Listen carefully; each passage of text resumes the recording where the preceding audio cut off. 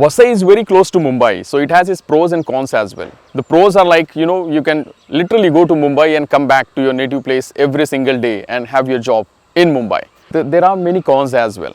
So since it is a big, huge metropolitan city, it has, we call it in Marathi, त्याला सूज येते. That means it is swelling and it is spreading its wings and taking all the nearby cultures under its wings. Because of that, those cultures are getting mixed with the metropolitan cultures, and that's the reason the essence, the richness of these cultures कहीं वो miss हो रहा है, कहीं वो mix okay इतिहास के पन्नों में वो जा रहा है हमारे हाथ से. नमस्कार मंडळी, माझं नाव सुनील डिमेलो, मी वसईकर आहे आणि वसईच्या इतिहासाबद्दल, संस्कृतीबद्दल, लोकांबद्दल, समाजाबद्दल विविध व्हिडिओ बनवून ते यूट्यूबवरती अपलोड करायचा माझा प्रयत्न असतो आणि ते मी करत असतो नेहमी. व्हिडिओ अपलोड केल्यानंतर मी एक नोटीस केलंय, तर जी 60-70 वर्षांची माणसं आहेत त्यांना तर आवडतंच, कारण ते त्यांनी पाहिलेलं आहे, त्यांनी अनुभवलेलं आहे. पण those who are below 40, those who are about 20 to 40 हा जो बेल्ट आहे, एज ग्रुप जो आहे, त्यांना देखील हे खूप आवडतं. And what they can do and how these videos can help them preserve the culture is they too can pick up a camera, mobile phone and shoot their surrounding, wherein they have old people, they have some cultural programs going on which may not take place after 5-10 years. So that way it creates awareness among the children as well, and they understand this is our culture and this is so rich and we should preserve it. We shot one video of a house, an old house which was going to get demolished for obvious reasons, because people want new houses, modern houses.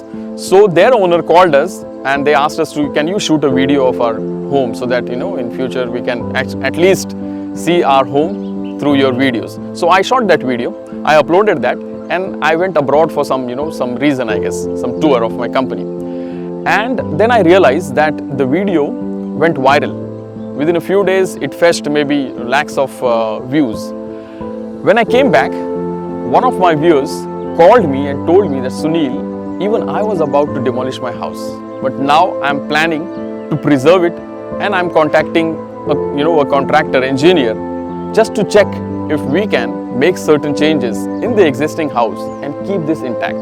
So I thought, wow, I mean, if a small video can have this much impact, then yes, I must, and I should keep uploading such videos. The second one is one of my friends. I uploaded a video about dragon fruit from Vasai Giriz. So people didn't know that in Vasai we can grow dragon fruits as well. So one of my friends who stays nearby, he showed me his farm, that he got inspired from this video, and he's got maybe, I think, three guntas of his land. He's cultivated dragon fruit, and he is a working professional as well. So I thought, this is really leaving a huge impact on people. Message देण्या इतका मी काही मोठा झालेला नाही आहे, पण जे video आम्ही बनवलेले आहेत त्याच्या माध्यमातून एक गोष्ट आम्हाला समजलेली आहे की जर आपण ठरवलं एखादी गोष्ट करायची तर ती आपल्याला नक्कीच साध्य करता येते. तो वसईमध्ये बरीच, आता तुम्ही इकडे बघताय माझ्या आजूबाजूला बरीच अशी ही जागा पडीक आहे, तिकडे काही पीक घेतलं जात नाही. पण शेतीचे व्हिडिओ आम्ही जे बनवले त्याच्या माध्यमातून आम्हाला एक समजलं की अशी बरीच पिकं आहेत जिकडे तुम्हाला रोज जायची गरज नाही आहे. On Saturdays and Sundays you can go to your farm, take care of your farm. Monday to Friday you don't even have to look at your farm. That is fine. There are certain types of crops that you can actually cultivate in Vasai. So please, if you have your land, don't sell it. त्याला तिकडे काहीतरी शेती करा. तुमच्या मुलांना त्यातनं खूपच प्रेरणा मिळेल, कारण मी बघितलेलं आहे माझ्या मुलींना जेव्हा मी शेतावर घेऊन जातो त्यासारखा आनंद दुसरा त्यांच्या चेहऱ्यावर कधीच मला दिसलेला नाहीये. वसई विरारला म्हणजे वसईला खूप मोठा इतिहास आहे, खूप जुना इतिहास आहे. म्हणजे वसईचा किल्ला आपल्याला माहिती आहे, अर्नाळ्याचा किल्ला आपल्याला माहिती आहे, पण आपल्याला माहिती आहे का वसईमध्ये आपल्या पश्चिम किनारपट्टीवरती असलेली सर्वात जुनी इमारत आहे ती म्हणजे आपल्या नालासोपाऱ्याचा स्तूप. हा बुद्ध स्तूप जवळपास 2500 वर्षे जुना आहे. म्हणजे 2,500 years old building structure in our own Vasai. तर आपल्या बऱ्याच लोकांना ते माहिती नाहीये. वसईमध्ये विविध प्रकारचे समाज राहतात. आपण म्हणतो की वसईकर समाज, पण त्यामध्ये आगरी, कोळी, भंडारी, कुपारी, वाडवळ असे बरेच समाज एकत्र राहतात आणि आपले तेली मुस्लिम देखील आहेत. तर ज्यू देखील होते, बऱ्याच वर्षांपूर्वी ज्यू समाज देखील होता, पण तो आता नाहीये. पण बरेच समाज शेकडो वर्षांपासून एकत्र राहत आहेत. मला वाटतं वसई म्हणजे एक मिनी इंडिया आहे.